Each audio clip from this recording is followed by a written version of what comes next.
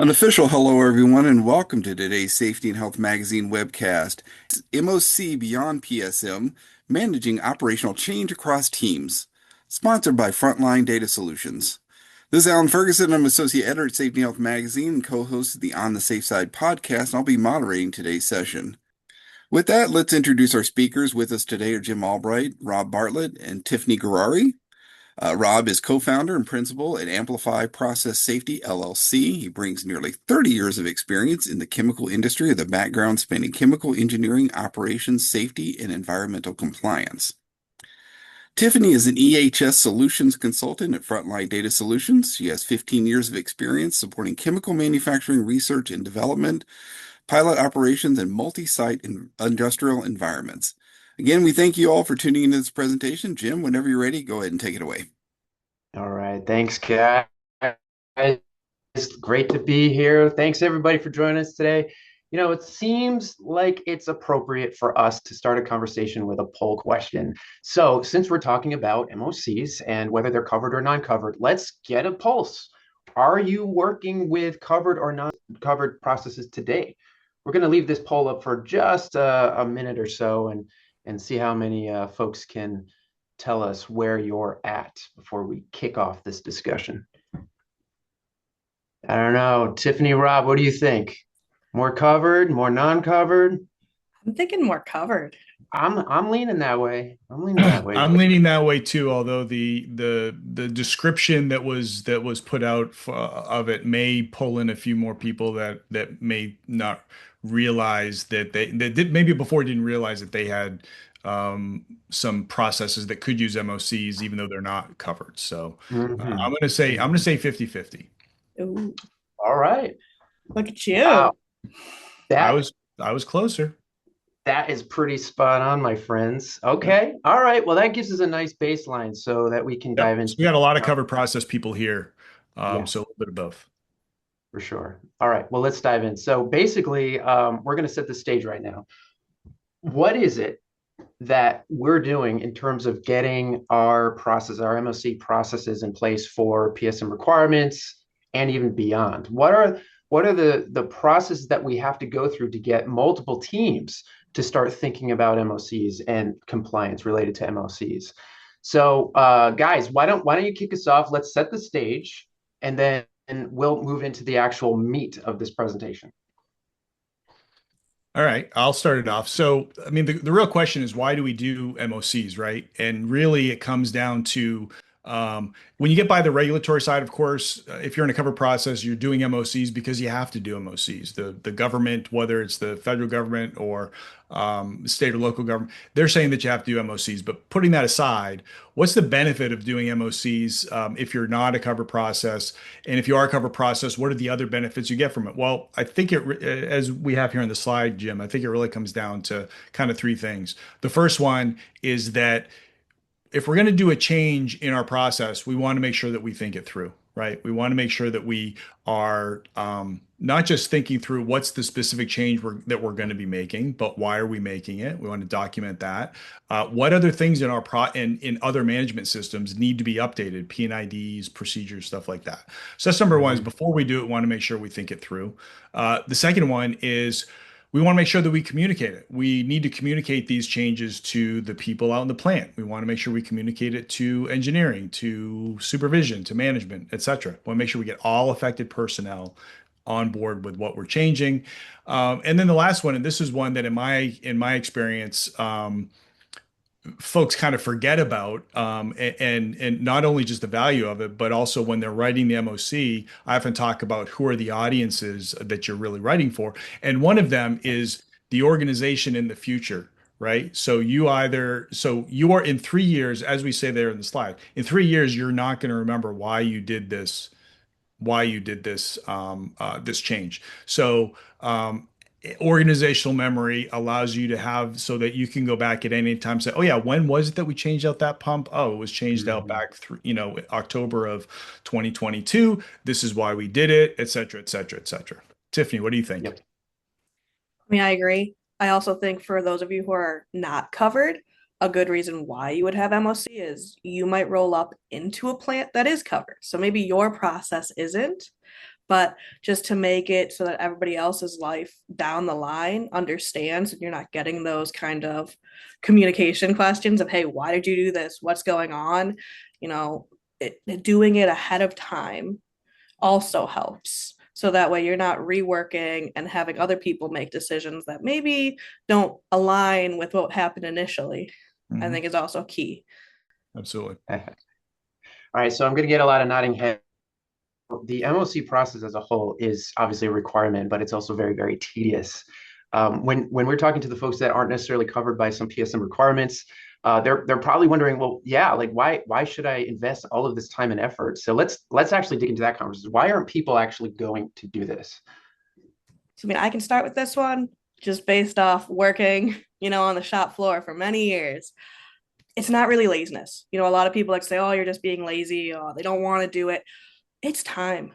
When you're running a machine Mhm. and you have to get product out the door and you know what you need to get, taking those, minutes, hours, whatever it may be, to step away from your machine, stop working, sit at a computer, sit at a desk with a piece of paper, it's tedious. And a lot of times it just doesn't line up with what you're doing in the moment. And it just makes it a lot harder for individuals who are actually doing the work. So Right. just that use case, I feel like, is really hard for the actual people on the floor who are putting the parts in and doing it. They want to do it. They just need it to be something that doesn't take hours away from the machine that's actually paying their bills, right? Mhm. Well, Yep. the same thing can be said for for maintenance folks, for Yeah. supervisors, for engineers, say process engineers and areas. The a big barrier in getting people to do these is kind of we run into it all the time. Like, I don't have time to do that. I already have too much to do and all of that.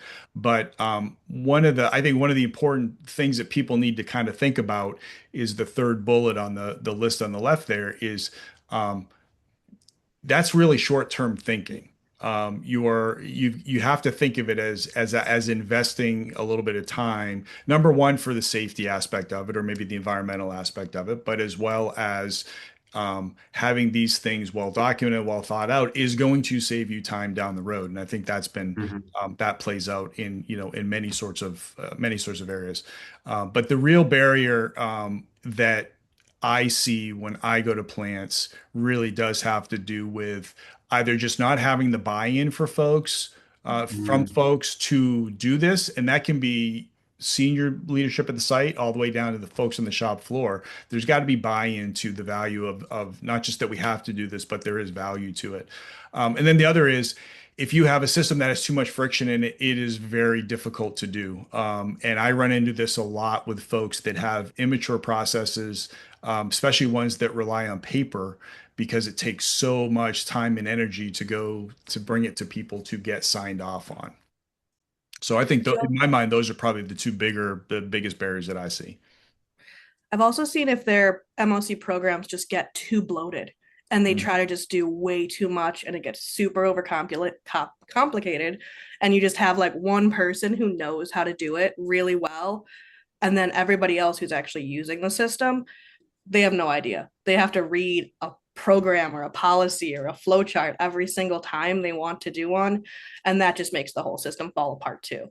Yeah, it's got to be fit for purpose, Mm-hmm. and not everything needs to be, you know, hugely documented. I Yeah. mean, it's a small change, so therefore, and it's not risky, so therefore, it's probably a very short PHA, or sorry, a very short MOC. But if you're going to be if you're putting in a new plant, if you're Oh, gosh, yeah. doing a major upgrade, well, that had better be a very, very large, time-consuming MOC. And of course, there's reasons for that, because there's a lot of stuff going on. We Yeah. want to make sure nothing falls between the cracks. Yeah. Yeah, and the marquee case study that we have here, the Alcoa story. Rob, you want to talk a little bit about that in case there's somebody out there? I doubt it, but in case there's somebody out there that's not From familiar with Alcoa. Alcoa. So Yeah. Paul O'Neill, I wish I can remember where I read this. It was in some book I read like 10 or 15 years ago, and Paul O'Neill was the Treasury Secretary. I'm going to say maybe under Bill Clinton, and he. After he left government service, he went into Alcoa, and he was the CEO of Alcoa. and he was struggling at this point in time. Alco was really struggling with the business, with operational inefficiencies, all sorts of things. So he's looking at all these different fires that are raging everywhere in the company, and I mean that figuratively, not actually. Um, and what he actually found was that if they focused on safety, if they focused on doing safety right, that as the safety, let's just say the injury rate went down by focusing on operational excellence within that small piece, it bled over into other areas, into uptime, into quality, into all of those other things that the company had issues with. And he was very upfront about it. He's like, the reason why we were able to make all of these improvements is because we focused on one thing. We focused on safety, became operationally excellent there, and had that bleed over. And I think that MOC is one of those things that if you do it really well, that is going to impact other parts of your organization. Yep. All right. Let's then go and look at where things slip through the cracks, whether they're PSM or non-PSM. There's obviously some areas that a lot of folks are struggling with. These are common gaps that we've uncovered here. But yeah, let's dive into that. Rob, do you want to take the first one, the first blind spot, we'll call it? So, yeah, I mean, non-PSM changes that never get managed, right? I mean, if you're not in a PSM organization, or PSM process, these are some of the things that you may not think need to have anything. We're just making these changes willy-nilly in the process. If you've got new equipment in a non-covered area, if you're changing your shift staffing, procedural changes, et cetera. And actually the bottom one there, organizational restructuring, that's a big one. If you're we've got a lot of people in cover processes. If you are not managing organizational change through an MOC process, then you need to be doing that. If you're not in a PSM area, there are benefits to managing all of these through the MOC process.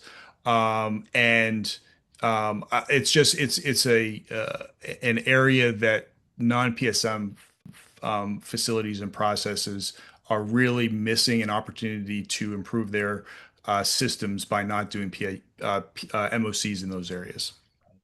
Right. And Tiffany, you want to switch us over to the PSM changes? So, I think with PSM changes, a lot of times what's happening, the blind spots that you find are just those danglers, right? You started them, you're like, yep, we understand we got to update documents. We got to get everyone to sign off on it, get training done. Those are things, yes, you have to do, but they don't hold up actually putting the part in, right? They just hold up closing the actual MOC. And I think that's the biggest issue is you're like, hey, parts in, we turned it on, we're looking good. Okay, well, you're not done yet, right? You still have to make sure everybody is fully trained. You still got to make sure that SOP, that lockout tagout document, those ones that you were like, yeah, I got it redlined, we're all good. Well, they need to be official. We need to get all that in. You can't just say it's good and the MOC is closed. There's those action items that people just like to forget. They're like, yeah. I went in, I redlined it, we're all good. It's not the same. That's not going to hold up. And so once that part's in, they kind of forget all about that. Yes. And I think that's a And big issue. If you don't follow up and close those items out within It 3 to never 5 happened. years, your system is going to fall apart. Right? Well, who's to say it happened? You're like, never happened then. Yeah. You didn't actually do that MOC. Yeah. Oh my goodness. All right. Well, that's a nice segue into the next slide. What actually counts as a change? So there's obviously many, many different points. These are points of obviously change, but also points of risk. So with that being said, you guys probably have a lot of stories, both you and Tiffany, Rob, have a lot of stories around each one of these blocks that you see here. But overall, let's start with Tiffany. Can you give some examples of what actually counts as change from your own experience? So I'm gonna grab that lab to production scale up since my last role I was in R&D, and that was something a lot of people don't think. They're like, R&D, we're not covered by PSM. You're using milliliters, whatever. Nothing big, nothing super dangerous. Well, but you are hoping that what you're creating will eventually go into a factory. Like that's the whole idea of R&D and lab, right? You want this to be the next Just keep product, those fingers crossed. Yeah. right? Yeah. So you need to do that MOC initially to say, what are you doing? What are the changes? How the heck do you make it? Make that SOP, make that document, train people on how to actually make it. So when it hopefully gets up to the factory and the factory grabs it, they have something to take with them to say, oh, okay, so this is how we're supposed to compound this. This is what we're supposed to do. And they're not coming back asking a billion questions or, you know, what you hope they don't do, just guessing, right? They're like, oh yeah, I think this is probably like a 50-50 mix, right? It's fine. It might not be. And it might have something in there that they need to actually check waste profiles and how do they have their ventilation, all these questions they may not consider, which now when you've scaled it up are serious. So I think a lot of people forget about that once you start scaling up, something that wasn't an issue in the small lab setting under a hood is actually now something we need to talk about and really analyze. So that's something I have seen many companies just kind of think, R&D, you're so small, let's not worry about it. Well, now you've just made more work for the actual factory because they have to keep coming back and asking these questions. And that might have been developed years ago. So. Well, and just to piggyback off of the lab scale, I mean, there's a lot of things on the slide that are important for managing change, but the lab scale, I can't remember the exact which incident it was, but the CSB, the Chemical Safety Board, has investigated a number of catastrophic incidents that came from the fact that they scaled up production without fully thinking it through. And what changes when you scale up, right? Heat transfer changes, mass transfers changes, agitation requirements change, all those things. If you don't look at those, and the MOC is a perfect way to do that. Like, let's get everybody document it well, get everybody's sets of eyes on this so we can make sure that when we do make that scale up that we don't run into those situations where we just never thought that something like that could happen. So yeah, I think that's certainly a big one. An interesting one that I have that I deal with quite a lot is replacement in kind. People will try to make everything a replacement in kind. And for those of you in the audience, if you don't know what that means, for PSM and for RMP, which is EPA's risk management program, if you are doing what they call a replacement in kind, you do not need an MOC. So if I am changing out a section of pipe with the exact same material, the exact same diameter, etc., I don't need an MOC for that. And that's fine. And I don't think you need an MOC for that. However, if you're changing anything about that, then you probably do need an MOC that would be required to do an MOC. And the example that I give, some folks will say, well, I'm changing out this motor. It's a 60 horsepower, motor. It's rated for class 1 division 2 group D, the same as the other motor. Hey, I'm good. I don't need to, I don't need an MOC for that. However, it's a different manufacturer. And my response to that is, well, if it's a different manufacturer, is it possible that the bolt pattern, that the physical arrangement of the motor in the plant is going to be different? Should we think about that up front? Absolutely. Is it possible that there could be there's a different operations and maintenance manual? Is it possible that there could be a different PM schedule with it? Of course. If you don't do an MOC, the odds of you getting all the rest of the parts of your system correct and updated the way they should be, the odds of that go down significantly. So my recommendation for those kind of, well, this is a replacement in kind, is you really should think, is it really a replacement in kind? Basically, you cannot leave any box unchecked. This is one of those things where you have to be super, super meticulous. Any type of change. I love that point you made, Rob, about environmental changes in heat, changes in other things that obviously could affect the products. Super, super important. Something I personally never would have really given much thought to. So let's I just want to mention, well, before we move on, I just want to mention organizational change again, because that is a place that we see people miss all the MOCs a time. lot, is that they're Hmm. not considering, they're going from, oh, we're restructuring our shifts. We're going from 4 operators to 3 operators on a shift. That is something that should have an MOC. There's other reasons or other times that you would have to do that for organizational stuff, and I won't get into it now. I'm happy to answer any questions if anybody wants to know. Go ahead, Jim. Okay. Well, obviously, we're talking about the reality check. And Rob, this actual stat that we see here is from you and your company. As you walk into facilities, you recognize about 15 to 20% of PSM facilities have no formal MOC program. And Yeah, a lot of this is they don't know. They just don't Yeah. know. yeah. Yeah. They, that was a gut feel. You asked me how much do you think, and I really do think that it could be up to like a fifth of these facilities, and Hmm. most of those are facilities that should have been PSM. Either they never knew about PSM, or they didn't, they weren't PSM, but then they suddenly became PSM.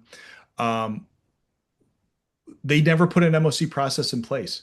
And it's crazy to me, but yeah, that I think that up to a fifth of those, and there are some that actually have, they know their PSM, but their MOC process is totally inadequate. So there is that. That's kind of in that number as well. Okay. Tiffany, talk to me about your experience with auditors who are walking in. Maybe they're announced, maybe they're unannounced. I I mean, my heart goes out to all of you because that's like, oh, all right, we got to get through this. Tiffany, give me some example. An auditor walks in and asks for your records. I've been on both ends where they come in unannounced and they Yep. come in announced. And you know what? I found them all scary Hmm. because Ah, even when you have that time to prep, you never know what they're going to ask for, really. You hope mhm, you do. But the biggest thing is just they always want records. When they're asking for training, they don't just want you going, don't worry about it, they got it. They don't, you give them a piece of paper that's got some signatures. They're going to say, okay, well, what did you train them on? How long were mm, they trained for? How do you know that they start asking and digging, and you very quickly realize, oh no, I need more. And when you start panicking, looking for more and realizing I may not have this, yeah, that's never good. Especially when it comes into things like, okay, well, why did you make this change? When did you make it? Was everybody trained on it? What were they trained on? How do you know they were trained on it? How do you know they got this? And it keeps going deeper and deeper and deeper. And you just think, "Oh, I think that's on a piece of paper from 20 years ago. Let me open a file cabinet. Oh no, we Iron Mountained that because we didn't think we needed it." And it can just blow up. And auditors don't want to wait. The more you wait, the more you're searching. It yeah, just of makes them think of more questions. course. So Well, Yeah, let's. Oh, go ahead, Rob. I was just going to say the my experience with auditors as well, from both sides. I mean, I audit a lot of facilities as well as I've been audited, when I was in facilities. And if you can have things at your fingertips, Tiffany, as you say, it certainly is a much more smooth and yes. audit, and with much better results. Yep. But also MOC, pulling back to the subject here, MOCs are, if I go into a facility, I will almost guarantee you that I will be able to find a problem with their MOC process, because there are so many things you need to do to keep the MOC process running properly. Hmm. So it really requires day-to-day attention, dotting I's, crossing T's, etc.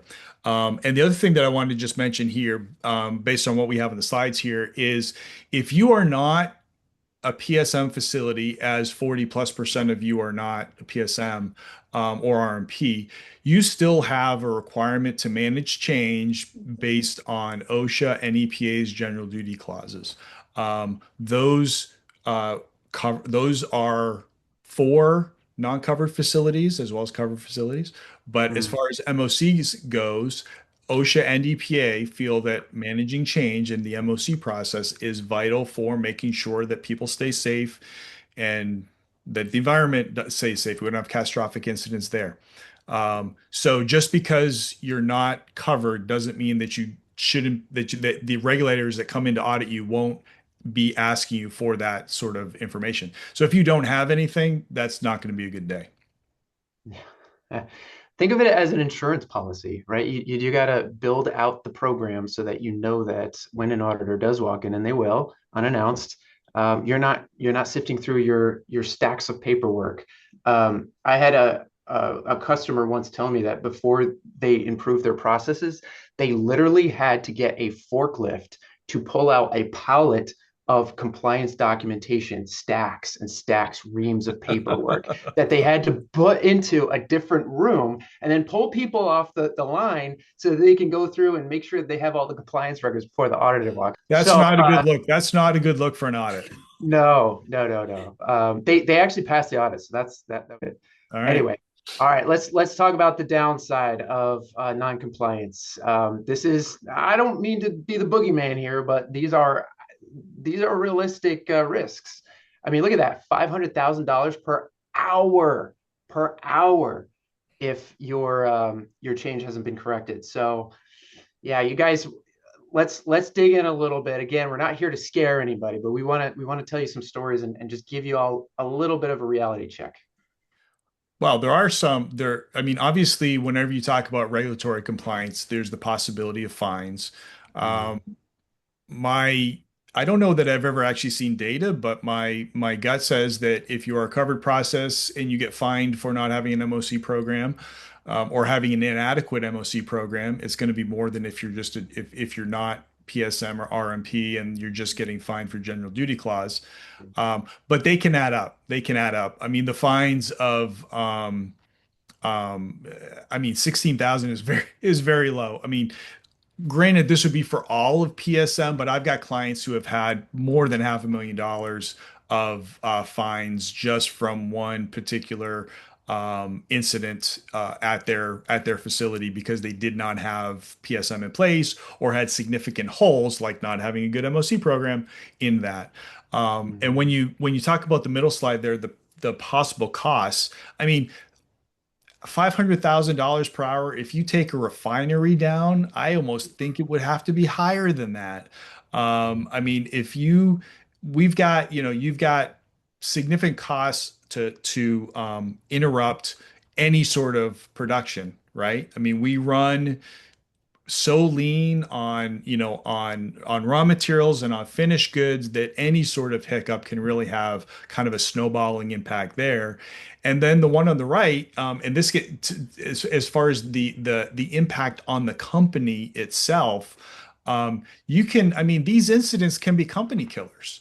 I mean, you literally, and if not company killers, certainly can be site killers. The number of facilities that have shut down after a major incident, it's almost too many to count. And I know we've got one there, the AB Silicones one, and that's one that I wanted to include because that was a facility that was not a covered facility. They had an operator chose the wrong drums, put it into a reactor that wasn't supposed to go in, generated Mhm. hydrogen, filled the building with hydrogen, and blew it to kingdom come. And those, I mean, that is significant impact to, to the business. And quite frankly, I've had, one of my clients had an incident about 15 years ago that, the facility, they blew up a building. The facility, the other parts of the facility were not significantly impacted, or at least were enough to be rebuilt relatively easily. But when you threw in everything that it cost, it was like $500 million for that one facility. So this is the whole thing, not per hour, but Yeah. there's a lot. It's just so many things that can happen, and having a good process safety program that includes a good MOC program is just vital. Tiffany, what did I miss? I mean, I would say the only thing that I feel like a lot of people also don't consider is that when you get these fines and you get these investigations, we literally have Honeywell and AB Silicon's names right here in a webinar. Your Mhm. company name gets on the OSHA website. I mean, it gets broadcast that this stuff has happened, and that is not good because customers can just Google Honeywell incidents and or use AI nowadays.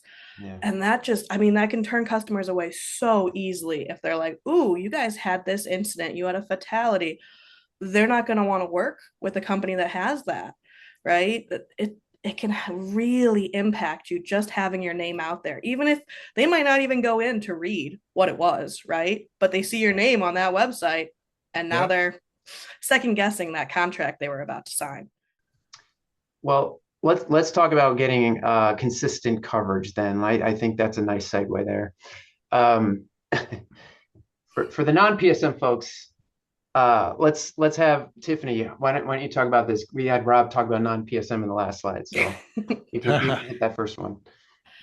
So yeah, so even if you're non-PSM, you still need to make, I think, MOC work for you. It doesn't need to be super complex and month long. And you might get really, really worried just because you hear MOC and you think, I have to have all 14 elements of PSM. No, just something light and simple that says, what was the change? Why did you do it? What are you doing? And then just documentation, right? Just so you can go back 5 years, 10 years, whatever, and say, oh, okay, so that's why we did this. Or, maybe you didn't do it. That's another one I've seen in, non-PSM sites is they decide not to do it, right? They kind of go through the motions, you look into it, everyone sits down, you talk about it, and then you say, no, that was a temp. We're not doing this. Yeah, we're not doing this. It didn't work. And then you Yep. document why it didn't work, right? That's the big key. Document why, close it out. So that way, some new engineer starts up in 5 years and they're like, light bulb, let's do this. And that one old timer that's still there that's like, I think we tried that. We tried that and it didn't work. You Or can go we right decided back not to and do it. say Well, why. why was that? Yeah. Mm-hmm. So like I found that's a perfect because those little black books that the shop workers have, those go away when they retire. That attrition takes all that knowledge away. But if you have an MOC program, even if Mhm. it's light, you can reference it back and say, why didn't we do this? All right, I'm not wasting time. I'm not wasting money on this. It didn't work then. Move on. Yeah, and I think that this is so important for all facilities, but certainly for non-regulated facilities that for them to make sure that, and this goes across all of the process safety kind of elements or pieces of process safety, but for MOC, start fit for purpose, right? Um, I've seen it in MOCs the same way that I've seen it in maintenance and computerized maintenance systems, right? Is that folks will buy a system which is too complex. There's too like it, they don't need a Ferrari. All they need is a nice, reliable Toyota Camry that's going to get them to work day in and day out, right? So if I've got a small, and there's a number of ways to do this. If you've got a non-cover process with not super significant risks, then you don't need a big, huge program.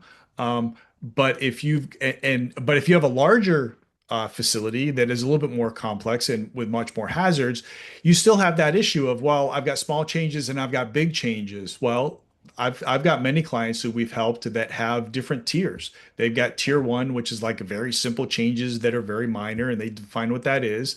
And you've got tier two, which is a little bit worse. Probably, need a little bit more documentation, a little bit more approval. And then you've got the really big ones, which are very significant as far as the amount of time that you need for them and the amount of approvals. It probably goes all the way up to the plant manager or whatever. Mm. But that way, the process is fit for purpose. And to go back to what we were saying earlier, Jim, um, we want to make sure if we don't use the system, it's no good. And so we want to make sure that if we've got a, a mechanic out there who's going to make a change, who's it's like, hey, I've got a 1 inch brass ball valve. All I have is this 1/2 inch stainless steel valve right now. I'm going to put that in. Well, that's a small change, but we need them to go through that MOC process and making Right. it for purpose and making it, as easy and as frictionless as possible is just hugely important. Okay. So this is really a culture situation. Absolutely. Like you were saying before, this is long-term value. You have to explain that value to everybody and really make sure that they understand how their piece fits into the bigger scheme. This is all about culture. Yep. And not just checking boxes, right? No, no. I mean, if you're just checking boxes, then you're not really getting you're not number one doing what you really should be doing to manage your process safety risk, but you're also not getting the value out of the program that you could be. Right. Well, how do we improve? Here's our next look. So if you're using manual process, if you are like literally checking boxes on a piece of paper, no good, no good. We've got to change some things. So, all right, Tiffany, I'm going to give this to you. How are we going to save a bunch of time by improving our MOC process? Because we started this webinar with that. It's just too time consuming, too resource intensive. All right, let's save some time. How do we do it? Well, and when you say, paper, I want to say that can include Google Sheets, Sure. Excel, Lotus Right. Notes, those more manual technologies. So they're still you're still techy, right? You're still using stuff on the computer, but not very well. I put it in one system, right? Don't be going, oh, I've got my MOC started in Lotus Notes and I track my action items in Excel, and then Google sends an email maybe every when I click a button because I've programmed it, through AI, and I hope it works. It needs to be in one place. It needs to be simple. You need to be able to say, this is where it lives. Yeah. This is who owns it. This is how I get there. And it needs to be something where if the person who created it steps down, takes another job, leaves, is on vacation, it doesn't die, right? I have seen that many times where the admin of the PSM expert, they go on vacation. Oh my gosh, we have a big MOC. We need to start it up. Where did they put that? I don't have the password for this, or I think I broke it. That's always one I love, where they go, I broke it. And then you just look at them and go, no, please don't. So it just needs to be somewhere simple, somewhere easy. And especially, when you're getting those sign-offs, those reviews, the trainings, lockout tagout documents from maintenance, it can't be a billion-hour process, right? We need to make it super streamlined for them, because when we ask operators, engineers, maintenance techs to come off the floor, stop what they're doing and help us with something so we can finish this and do it correctly, if we make their life harder, they are not going to do it. They're going to say, I've done it once for you, that's your favor, never again. I've going off of somebody who's on vacation a little bit further. I've gone into audit facilities and they're like, oh yeah, we used to have a really good process, but it's kind of it needs some help. It's deteriorated a little bit. Yeah. And so I go and I go do an audit to see where they are today. And you look at the paperwork, it's like, boy, everything's good, good, good, good. Right around this, whatever, 4 years ago. Like, so what happened 4 years ago? Oh, John, who was our PSM manager, he left and then they never really replaced the job. And so now it's just deteriorated. And you don't want your process to be, to be held hostage, I mean, it's probably not the right term, but held hostage to just one person, because now you are definitely at risk. And I think that I want to go a little bit off of talk about this like paper or spreadsheets or whatever, but going from that sort of a system to a software which is really made for MOC and ties into emails and all that sort of stuff. I lived in the day. Look at my bio, you'll see how old I am. Back in the Stone Ages, when we were first doing MOCs, literally had to walk a folder, right, with the sign-off sheet stapled to the front of it from office to office. Please review this and whatever. So much friction. I don't know how we got anything else done. Having a software that is made for MOCs just makes the whole thing so much easier. Makes it easier for an originator. Makes it easier for an approver. Makes it easier for the rest of us that have to learn what's the change. All of that makes auditing so much more easy to do and more reliable. I mean, I think you end up with when we go in and look at a process which has a good MOC electronic system using some service base for that versus a paper, Excel, whatever you want, however else you do it kind of more manually, it's night and day. It's night and day as far as compliance goes. Well, I know maybe this sounds a little daunting to some people. Like you said, there's maybe different systems. You're using Excel, you're using Lotus Notes, and you're using email. And how do you actually consolidate all this data? How do you break down the data silos? And that sounds like a really daunting task. And like we already covered, everybody's really busy. Everybody's got, hopefully not literally fires to put out every day, but everybody's got a lot on their plates. So how do we move them forward? And I think this is a nice segue into where do we start, right? Let's not boil the ocean. Let's build a plan, a phased plan to expand MOC process throughout the organization. Yeah, and I'll jump in here. Anyone on here who's done EHS, you've probably done your noise mapping. You look at your whole facility, you do your noise mapping, you do your IH. We need to look at a facility the same way when thinking of, management of change, whether you're covered or not covered. Look at the whole facility and think, okay, what changes, what do we do at each of these different areas of your plant? Whether that's quality, whether that's, manufacturing, you've got your warehouse, heck, even your utilities, right? Your HVAC units on the roof, you got to do work on those. You need to look at the whole facility holistically and say, what changes can happen? And then kind of figure out, from there, where do we start? What changes can happen? How do we document this? How do we actually build a process that makes sense, right? So everybody understands if I'm doing this here, then that means I need to probably start thinking about an MOC, right? Mm-hmm. Like if I'm, starting to fill up a new Gaylord full of chemicals and I'm going to move it all the way across the site and hook it up. And, do we need to do MOC for that? Probably, maybe. Is it a new chemical? Is this something new? What questions do you ask? Just understanding that, figuring out even what do you ask? When do you think about this? So that way we're not putting that onus on the people doing the work. So yeah, I think just to tag team off of that, I think that I mean, mapping what you're going to do, what areas you're going to need MOCs, what aren't, all of that is good. Having a trigger of, okay, what's going to trigger us to do an MOC. I think that the biggest challenge that folks have and Jim, you mentioned a couple minutes ago about culture. And when I work with sites, when we're first putting the MOC process together, common question is, "Hey Rob, I'm doing this in the plant. Do I need an MOC for that?" And so to me, that's kind of like step one. Yeah. You're kind of at the lowest level, asking an expert, "Do I need an MOC?"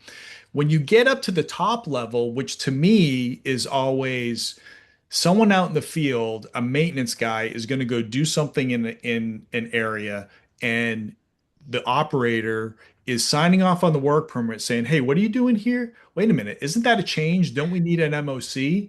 So the people on the floor are looking for an MOC to be done whenever there's a change. That's when you know that you've got that culture real. I mean, that's kind of the goal, is when you've got that culture. It's not just the safety guy walking around saying, "Oh, you need an MOC for this," or it's not just the engineer sitting in a meeting and saying, "Okay, well, if we're going to make this change out in the field, I got to do an MOC." You're getting everybody involved. Yeah. And like this last point says, if it takes 50 minutes to document a minor change, it's not going to happen. So you've got to simplify the process. You have to put in the steps to make sure that that data is able to get to where it needs to get to, and that you close that MOC. Make sure you have visibility to that. Yeah. And also I'm going to add one thing to make it easy that we don't have there, but it just occurred to me, which is training. Oh, yeah. Set up your system, but train your people to do it, because and I've been there, right? You're out in the field. You're like, "Oh, we're going to do this." And the maintenance, you're talking to the operator maintenance. "What are we going to do in the field?" "Okay, we're going to make this change." It's like, "Oh no, I got to do an MOC." And it's this big amorphous black hole, right? But it really isn't. If you train people and they understand, okay, it's just do these 4 things and hit submit.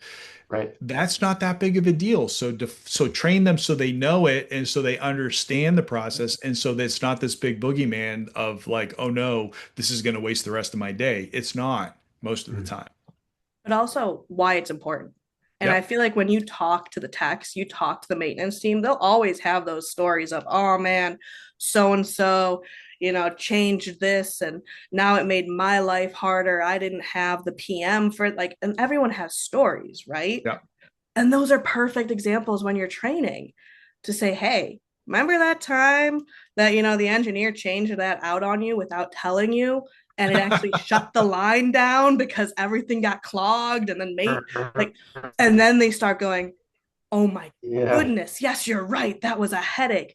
There, that wouldn't have happened, If right? we So had it's done, using those stories that everybody has to yeah. also make that connection to say, Right. hey, it's going to make your life easier. You're not going to have this happen again. And I think that really resonates a lot. I do want to ask this because we are running out of time. We're talking about training people, and Tiffany, you had a really good point. If an auditor walks in and says, "Oh, okay, you have this documentation now. Can you prove that the people that signed for this were actually trained?" What? Oh my gosh! So how do we get? And this falls under the culture umbrella, I guess. How do we get a kind of recurring training check-in going? Right? Making sure that everybody is aware of the new processes when it comes down to MOC processes or just change in overall, how to be vigilant to different types of change. I'm going to move over to this You final want to take slide. it, Rob, first? No, what would you say? What would you say to that? I think having a really good start off with a really good training matrix, obviously. So you know what people need to be trained on and how often. That's, your compliance calendars, those need to be robust, just in general. But then, especially with MOC and just training in general, Mhm. making sure that what you're training them on is relevant. It's not just saying, hey, read this SOP that we redlined. I'm sure some of us can maybe sort of relate that you just scroll down to the bottom till Oh you no, nobody ever does that. no, never. And then just click done and you get your electric signature. No, never. No one does that. We all read the 40-page SOP that has nothing to do with us because we don't actually do that job. Yep. So make the training relevant. Don't give them something that they're just going to pencil whip. Yeah. Make it easy for them. And then also do some kind of like knowledge check. And it doesn't need to be hard. Don't try to trick them, with like weird wording like we all had when we were kids. And they're like, read through the whole page and you do all the problems. And then at the bottom it says, just sign your name. And you go, Yeah. what? I wrote this in pen. So, but something to kind of just jog their memory, right? Because as they're reading through it, they've got a bunch of other stuff on their mind. I have to get this part out the door. I got to go talk to Barry, the supervisor. I got something simple so it clicks. So when they come back to it, they can go, oh, yeah, I remember having to answer that question. Yeah. But, make the training relevant, simple, make it kind of something to trigger back saying, yep, I answered this question. So when that auditor does say, what did you train them on? You can give them the slides. Right. You can give them a presentation. You can give them that quiz or whatever knowledge assessment that they did. And that's going to go a long way for them to say, okay, I see. You're right. They did do this training. It wasn't just a signature that I don't even know if they signed. That could have been their best friend in another department signing everybody's name. I'll give you my sandwich if you sign this for me. No, Right? Just make it look a little crooked or do it Yeah, upside yeah. down. All right. That's awesome. Tiffany, I appreciate it. Rob, I appreciate it. So Alan, I'm going to bring you in because I know you're monitoring some of the questions that we got in. And again, I want to be mindful of everybody's time. Do we have any questions, Alan, for our featured guests, Tiffany and Robert? Yeah. Our first question, we have actions that we do after an MOC is put in place. So we're using it, but there's always those dangling actions like updating the SOP or getting spare parts ordered and into the Kanban system. Can you help with these? Or does the system close out when we say the MOC is technically done? Yeah, that I'll tell you that is for the folks that have a system and do MOCs. Like this is where everything falls apart because they don't do a good enough job when they put the MOC together, putting together the list of the actions that they have to do either before the change is made or after the change is made. And those dangling actions, I think you called them, that's what happens with those is that they end up getting lost. And then either there's an incident because some documentation, the SOP wasn't changed or the training wasn't done and Joe didn't know that that change was made, or a P&ID wasn't updated, and then we go and we do a PHA later on and it's not included, so we totally miss some sort of hazardous or some scenarios. So whatever system you use, whether it's paper, whether it's Excel, whatever, it needs to include that some really rigorous way to make sure that all of those other actions are getting done. If you don't have something like that, which is why I recommend systems that are made for MOCs, because those all have the ability to track those to completion, to send overdue reminders, to escalate to a boss or a plant manager. Hey, this was due last week and it's not done yet. Those all of those things help to ensure that you don't have those dangling actions. Yep. Our next question, any advice on how to get my team to stop making changes without telling anyone?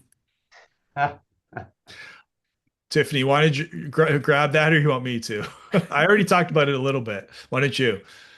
I'm gonna say from my personal experience, it's gonna get training, like we talked about, understanding why they shouldn't do that, right? I don't want to say go out there with stick, right? Carrot stick, all that, but it's just letting them understand why can't we do this? What could happen if you don't do this correctly?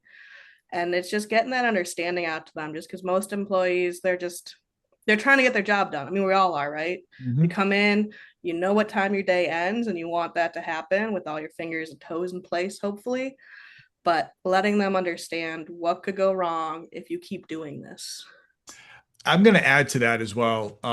I think that especially early on, as you're trying to build this culture and trying to kind of install the MOC mentality, let's just say, I think it's very important for management, supervisors, engineers to be out in the plant and discussing things like, hey, wait, that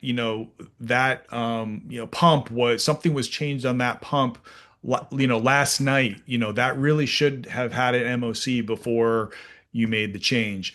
And anytime you have that, it's obviously a learning or a teaching moment, right? And Yep. you can use that as a way to make sure that folks, not just that the folks involved, but also having that, communicating that across your organization. It really comes down to setting the expectation, training folks on that expectation, and then doing what you need to do to monitor against the expectation. And if folks aren't doing it, teaching them why we got to do it. Yes, we have to do it for compliance. Why do we do it? Well, one thing is OSHA tells us we have to do it, but also if you made a change there and something is wrong with it and we lost containment of that material, we could get a vapor cloud explosion that could kill Joe the next time he comes out Mhm. to open that valve, something like that. So I think that it really is a cultural change. Cultural change is always difficult. We know that. But I think that is how, in my experience, that's how you end up getting um, that kind of raising up the level to where you get to where changes don't get made out there without an MOC, because everybody is policing it. You can't just have it be the safety guy. I'm gonna flash this on the screen. I know we still have some time for more questions, but one of the takeaways, and this is the linked in everybody's webinar portal.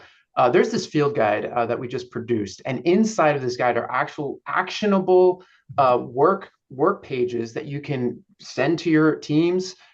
There's actual some interactivity in this field guide, so you'll be able to actually use this. You can print it off, you can leave it on your desk, or you can just reference it anytime you want. This field guide has decision trees. It has ways that you can kind of rethink how to build MOCs. Is this an MOC? If it's non-PSM, what do I do? Is it a temporary MOC? What do I do? So please check it out. Download it right now or download it after the webinar. It's a really, really great resource. All right, back to the questions.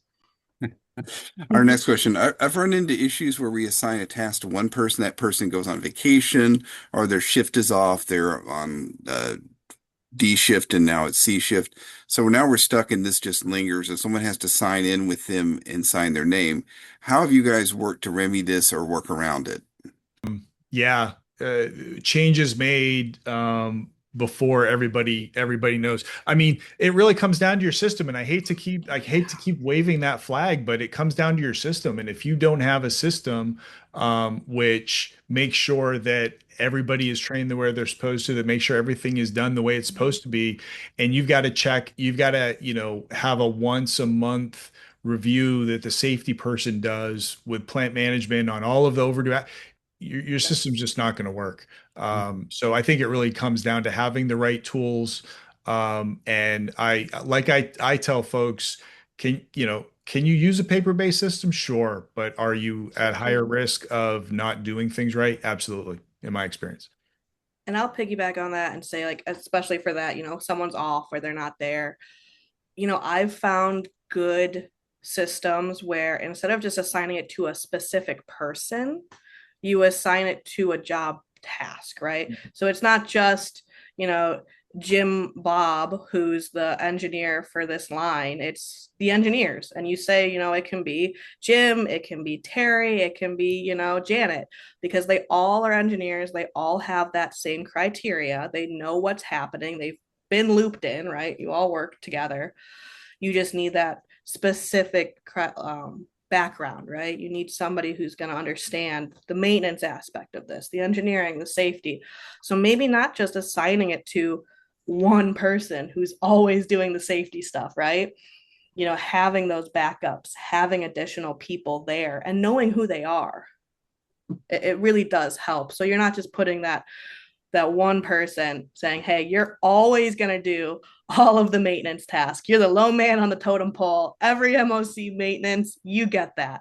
They're going to get burnt out real quick. So spreading it around, knowing who can help is really key as well.